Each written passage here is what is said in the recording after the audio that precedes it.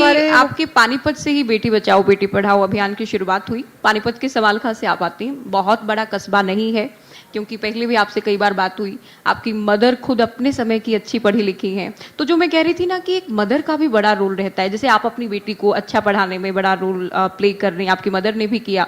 तो आपको लगता है कि पूरे परिवार, समाज और माँ अगर साथ देती है तो बेटी जो सपने देखती है वो पूरे कर सकती है। आज अगर मैं आपके सामने बैठी हूँ और इतने कॉन्फिडेंस के साथ बैठी हूँ तो this is only due to my mother, because मेरी मदर की जिद थी कि मुझे अपनी बेटी को डॉक्टर बनाना है।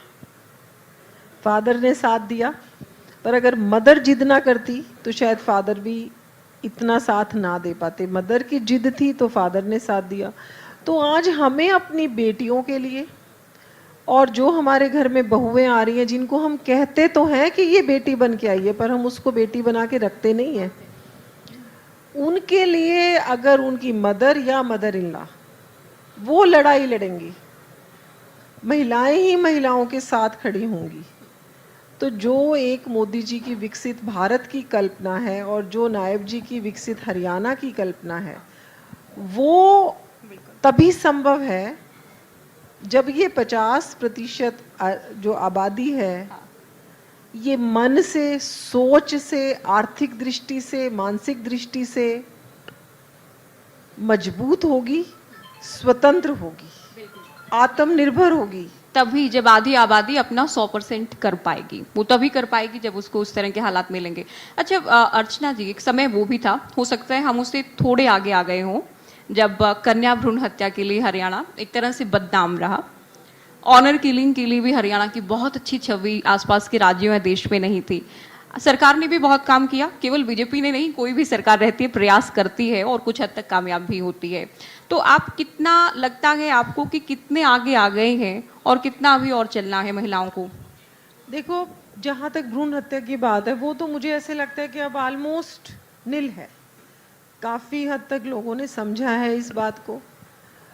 और जहाँ तक ऑनर किलिंग की बात है तो एग्जैक्ट कोई आंकड़े तो नहीं हैं, लेकिन मैं आज भी इस बात को मानती हूँ कि हम एक ऐसे देश से आते हैं जहाँ पे सीता ने स्वयंवर किया था। उतनी प्राचीन और उतनी रिच हमारी विरासत है, इतनी महान हमारी संस्कृति है। जब सीता ने स्वयंवर किया तो इसका मतलब ठीक परंपरा थी। आज मेरी बेटियों को ये स्वतंत्रता क्यों नहीं कि वो अपना स्वयंवर कर सके, वो अपना वर चुन सके? ये अधिकार उन बेटियों को हम क्यों नहीं दे पा रहे? उसका एक सबसे बड़ा कारण है कि हम अपनी बेटियों में विश्वास नहीं कर पा रहे। बेटियों में विश्वास क्यों नहीं कर पा रहे? क्योंकि हम बेटियों को पहले आत्मविश्वास से भर नहीं पा रहे। मैंने अपनी बेटी की शादी उस दिन तक नहीं करी जिस दिन तक उसने आके खुद नहीं कह दिया yes this is the person I will marry. क्योंकि मुझे विश्वास था कि जिस दिन डिसीजन लेगी उस दिन ठीक डिसीजन लेगी। तो ये विश्वास अगर हम अपने बच्चों में करेंगे तो मुझे ऐसे लगता है कि बच्चे अच्छा करेंगे।